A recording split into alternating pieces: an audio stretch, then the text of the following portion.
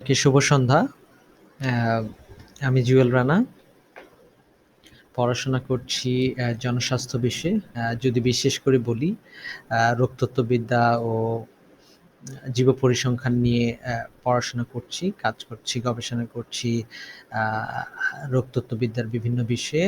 আরও যদি বিশেষ করে বলতে হয় তাহলে হলো এনভায়রনমেন্টাল এপিডেমিওলজি নিয়ে। তো আপনারা যারা আমাকে চিনেন জানেন যে আমি আহ, আহ, গবেষণা ও পড়ানো বাদে আর অন্য কোনো কাজ জানি বলে মনে হয় না। যতটুকু জানি সেটা এই গবেষণা ও পড়াশোনা। তাই আপনাদের সাথে আমি আমার এই সমাজবিজ্ঞান ব্যাকগ্রাউন্ড থেকে কিভাবে আসলে এপিডেমিওলজিতে এসেছি এবং এপিডেমিওলজিক্যাল রিসার্চ শিখেছি, এক্ষেত্রে কোন কোন কৌশলগুলো বা সফটওয়্যারগুলো আপনাদের জানা দরকার এবং সেটা কিভাবে আপনারা অ্যাকুয়ার করতে পারেন, এ বিষয়ে নানাজন নানা সময় প্রশ্ন করে থাকে। তাদেরকে হয়তো বা সবসময় সময় দিতে পারেনি।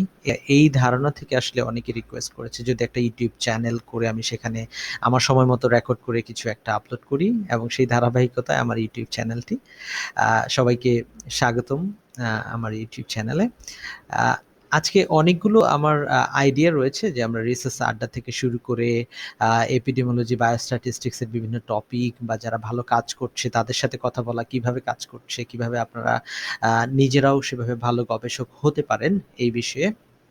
আহ, এর পাশাপাশি কিছু টেকনিক্যাল নলেজ, সেটা হতে পারে আপনার এপিডেমিওলজিক্যাল অ্যানালাইসিসগুলো কিভাবে আপনারা বিভিন্ন স্ট্যাটিস্টিক্যাল সফটওয়্যার ও প্রোগ্রামিং ল্যাঙ্গুয়েজ যেমন স্ট্যাটা ও আর এর মাধ্যমে করতে পারেন। নানা বিষয়ে আসলে কিছু হাতেখড়ি বা যারা একেবারেই বিগিনার তাদেরকে ধারণা দেওয়ার জন্যই আসলে বলতে পারেন যে এই চ্যানেলটা। তো যদি বলি আজকে আমি শুরু করছি ইন্ট্রোডাকশন টু বায়োস্ট্যাটিস্টিক্স ইন স্টাটা। এটা ধারাবাহিকভাবে এটার জন্য আমি কিছু ভিডিও তৈরি করব, আপনাদের জন্য কিছু কন্টেন্ট তৈরি করব। তো কেন আমি স্টাটা বেছে নিলাম? স্টাটা বেছে নেওয়ার কারণটা হলো যে আপনারা হয়তো আরো কিছু সফটওয়্যারের নাম জানেন, এসপিএসএস, মিনিট্যাব, আর হলো একটা programming language, Python programming language, SAS it's also kind of programming language. তো এখান থেকে স্টাটাতে দুইটা অপশন আছে, একটা হলো আপনি ম্যানুয়ালি করতে পারেন এসপিএসএস এর মতো, আর একটা হলো আপনি কোডিং করে করতে পারেন। সো এদিক থেকে এটা একটা অ্যাডভান্স। সো বোথ দিকেই আপনার একটা স্কিল থাকছে, এবং আপনি যদি স্টার্টার দিয়ে শুরু করতে পারেন তাহলে আপনি পরবর্তীতে আর বা পাইথন খুব সহজেই সেটা ধরতে পারবেন। এই জন্যই স্টাটা দিয়ে শুরু করছি। আর এসপিএসএস একটু ব্যাকডেটেড হয়ে যায়, বেশিরভাগ জায়গায় এগুলো ইউজ করা হয় না।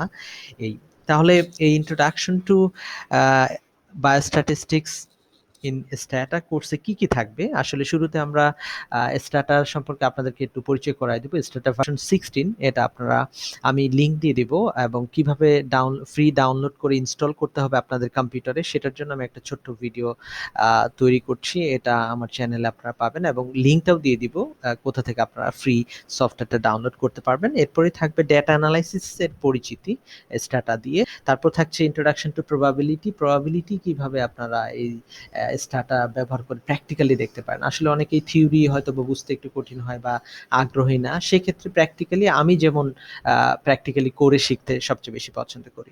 প্রবাবিলিটি ডিস্ট্রিবিউশন, এটাও আমরা স্ট্যাটাতে দেখবো। এর সাথে থাকবে sampling distribution, one sample test of hypothesis, তারপর থাকবে test of hypothesis involving two samples, তারপর অ্যানোভা, এর সাথে সাথে টু ফ্যাক্টর অ্যানালাইসিস, তারপর যদি আপনার আরো একটু অ্যাডভান্স লেভেলে আমরা linear regression, correlation, multivariable linear regression, logistic regression, goodness of fit test for categorical data, এইসব বিষয়ে আমরা বিস্তারিত আলোচনা করব। এই স্টার্টার মাধ্যমে আপনারা কিভাবে এটা প্র্যাকটিক্যালি করে বুঝতে পারেন, এই জিনিসগুলোই থাকবে।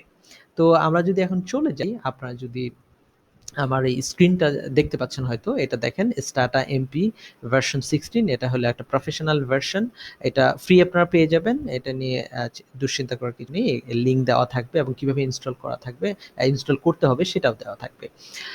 যদি আমরা আজকে আপনারা যদি এখানে দেখেন যে এই মেনুতে কি কি আছে, একটা হলো ফাইল, আর একটা হলো এডিট, আর একটা হলো data, graphics, statistics, user, window and help, এই কয়টা মেনু এখানে আছে।